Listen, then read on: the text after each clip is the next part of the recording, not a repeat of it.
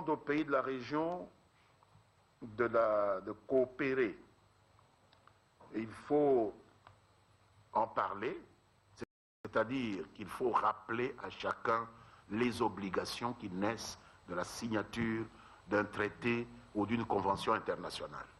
Lorsqu'on a signé à Addis Abeba qu'on combattra l'impunité dans les régions, dans les pays de la région des Grands Lacs, il faut combattre l'impunité dans les pays de la région des Grands Lacs. On ne peut pas avoir signé à Addis Abeba cela, arriver chez soi, recevoir les gens qui vivent de cette impunité et les garder pour on ne sait quelle raison, ou plutôt trop pour quelle raison. Les nations africaines et le Conseil de sécurité rappellent chacun à ses obligations. Et la question de Télé 7 sur le budget de l'État, qui n'est pas encore déposé, je sais qu'il a été discuté et adopté en Conseil des ministres, je sais qu'il y a des aménagements qui sont rendus nécessaires par l'évolution de la situation sur le terrain. Il y a des nouveaux défis qui arrivent. Nous sommes dans une période où l'histoire s'accélère. Il y a des affrontements, il y a la guerre, il y a des projections, il y a des nouveaux défis qui apparaissent, des comportements dans notre voisinage qu'on n'aurait jamais imaginé dans nos pires cauchemars, dont nous voyons maintenant qu'ils sont choses réelles. Il faut intégrer cela dans la réponse que nous devons apporter, et la réponse, elle est d'abord budgétaire. Ça peut entraîner quelques retards, mais il y a de bonnes raisons. Je pense que le Parlement le comprend très bien. On ne va pas faire comme si tout est normal dans ce pays, que le pays n'a pas été agressé, que le pays n'est pas en train de réaliser quelque chose d'important et qu'il faut consolider cela. Je pense que notre Parlement le comprend et nous allons arriver à une bonne compréhension entre la représentation nationale et le gouvernement à cet égard, dans l'intérêt supérieur de la nation.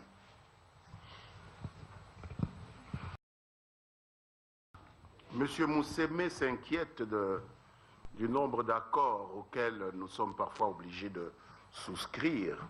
Il rappelle, et je pense que c'est quelque chose d'intéressant, que Sun City n'a pas empêché Nkunda, Goma n'a pas empêché l'actuelle rébellion du M23, et que nous serions demandeurs de signature. Non. Je pense que pour une fois, la RDC a refusé de signer. Je pense nous sommes ici pour parler de cela. Nous n'avons pas signé. Alors il ne faut pas faire comme si on a fait ce qui a été fait à Sun City, qu'on a fait ce qu'on a fait à Goma. Nous venons de refuser de signer parce que nous sommes intéressés à ce qui vient après. Nous nous intéressons au fond de la chose et pas à ce petit cinéma qui consiste à organiser un spectacle de la paix sans réellement entrer dans la substance du conflit. Donc précisément, nous avons refusé notre signature et tout ce que vous avez émis comme souhait, c'est exactement ce que nous sommes en train de faire.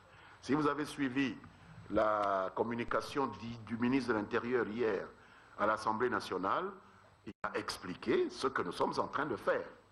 Nous installons l'administration territoriale dans Rutshuru et Nyiragongo. Nous installons la police de proximité. Nous sommes en train de remettre en place toutes les structures, qu'elles soient judiciaires ou d'administration, dans tous ces territoires-là. C'est ce que nous sommes en train de faire, asseoir l'autorité de l'État.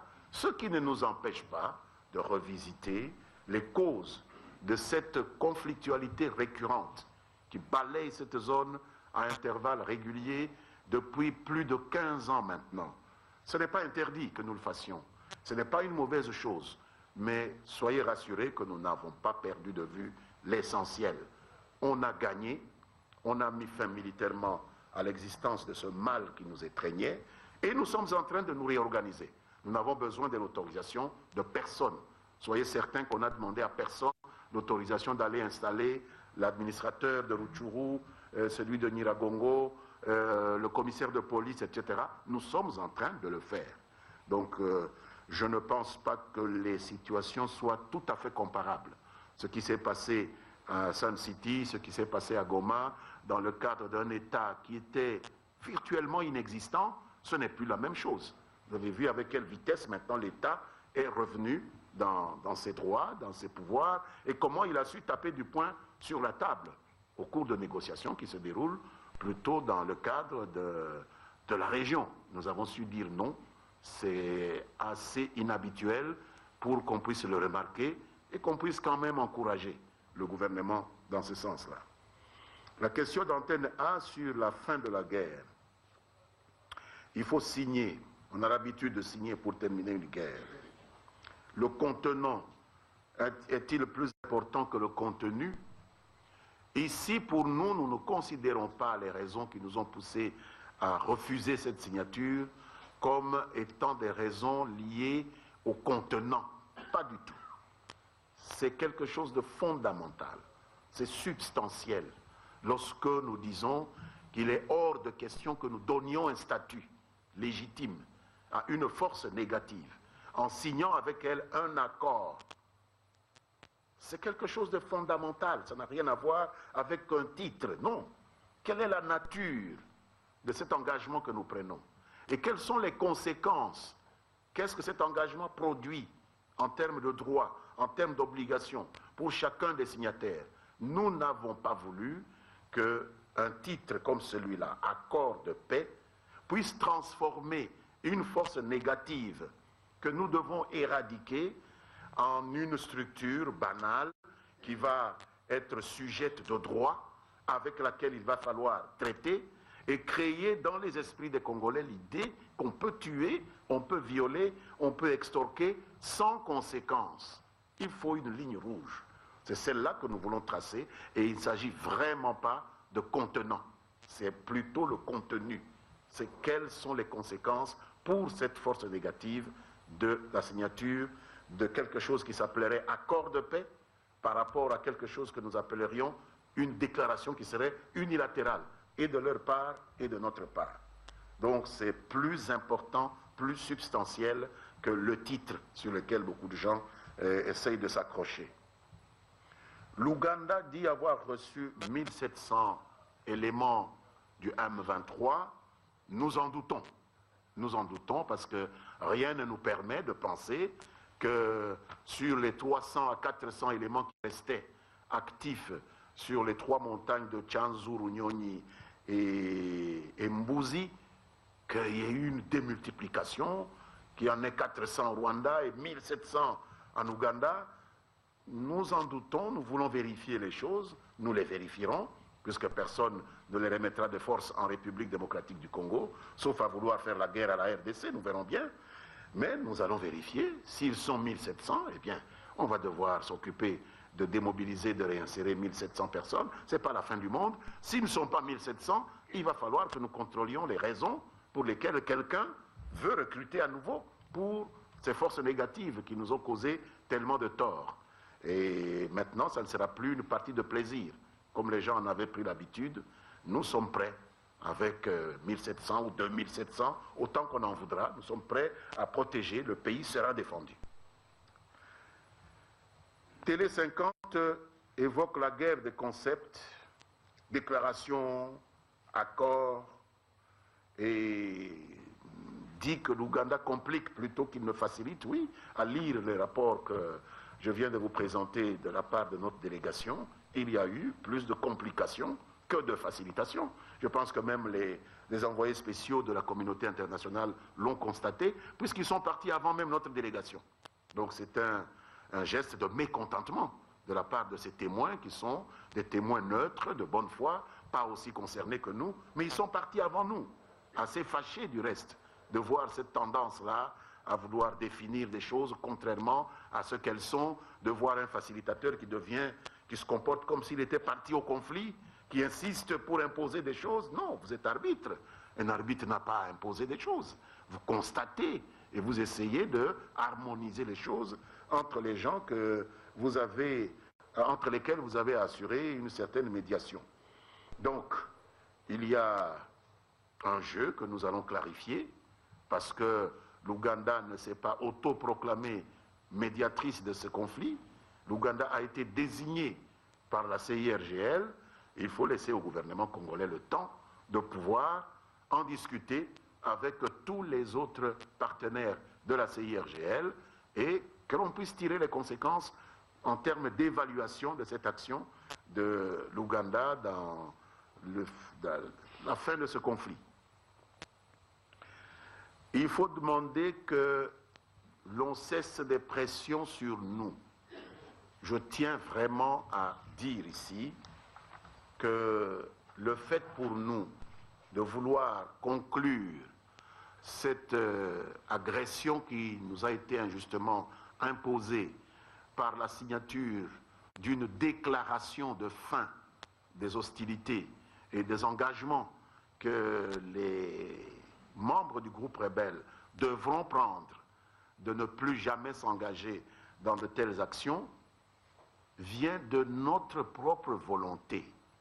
Le président l'a toujours rappelé, et donc il ne faut pas transformer une décision que nous prenons nous-mêmes en fruit d'une pression qui viendrait de l'extérieur. Il n'y a personne qui est venu nous demander, nous exiger de terminer cette guerre absolument par la signature d'une déclaration, sinon quoi? Sinon quoi? Nous estimons que nous, pour transformer la victoire militaire que nous avons eue en porte d'entrée pour une ère de paix durable, nous avons besoin de consolider cette victoire militaire par un engagement de ceux qui nous ont posé problème, qui sont une partie de nous-mêmes à ne plus recourir à ce genre de mécanisme. Pour une fois, nous avons dit, allons dans ce sens-là et espérons que ça va pouvoir marcher. Donc nous, Congolais, sommes capables de prendre des résolutions, de les appliquer sans que quelqu'un nous ait forcé la main. Il faudrait quand même qu'on vive avec ça. Nous sommes des gens doués de raison, nous pouvons prendre nos résolutions. Il ne faut pas que chaque fois que le gouvernement congolais prend une résolution, que vous y voyez la pression de quelqu'un d'autre. Pourquoi? Nous avons le droit de dire, ici nous sommes d'accord, et lorsque nous n'avons pas été d'accord à Kampala, nous avons dit on n'est pas d'accord, on a coupé la tête de personne. On n'a pas été d'accord, on n'a pas signé, on est là. Donc si nous décidons qu'il faut absolument arriver à des engagements conjoints, c'est notre propre décision. Donc nous ne demanderons pas que quelqu'un cesse d'exercer des pressions qu'on n'exerce pas sur nous. Nous avons eu l'approbation des amis qui disent c'est la bonne solution, nous vous encourageons à aller dans ce sens-là. Ce n'est pas interdit non plus. À quand la démission de l'actuel gouvernement? Et est-ce que vous êtes au courant de l'audit et de la Cour des comptes? C'est des questions qui me dépassent un peu parce que selon la Constitution, une institution politique, publique en République démocratique du Congo ne cesse d'exercer ses activités que lorsque est investie l'institution similaire qui la remplace. Il n'y a que ça. Donc je ne sais pas pourquoi ça doit être un sujet vraiment de débat. Le jour où le président Kabila met en place le gouvernement de cohésion nationale qu'il a annoncé, le gouvernement qui est actuellement en place cessera d'exister automatiquement. Alors quand? Est-ce que c'est demain à 14 h? Est-ce que c'est après-demain à 19 h? Ça, c'est le président. Ce n'est même pas matière à débat. Il a déjà annoncé à la nation qu'il va mettre en place un gouvernement de cohésion nationale. Mais il y a un gouvernement qui est là, qui continue à travailler normalement, jusqu'au moment où l'autre gouvernement arrive, et ce sera des choses qui se font légitimement. C'est le président qui nomme le Premier ministre, celui-ci lui propose un gouvernement, il nomme ce gouvernement-là, dès qu'il peut même le nommer, mais l'autre gouvernement continuera jusqu'au jour où le nouveau est investi par le Parlement, si telle est la volonté du président. Donc, je pense qu'il faut que nous gardions notre patience, que nous prenions notre mal en patience. C'est le président qui peut répondre à cette question. La dramatisation de tels événements. Je pense que dans une démocratie, il faudra s'habituer à ce genre d'événements. Un gouvernement vient, travaille, et puis termine sa trajectoire, un autre vient, et ainsi de suite. C'est parce qu'on n'a pas cette habitude-là que nous croyons que c'est vraiment des événements tout à fait exceptionnels. Non, pas du tout. C'est des choses qui arrivent dans un système démocratique normal. Je vous remercie.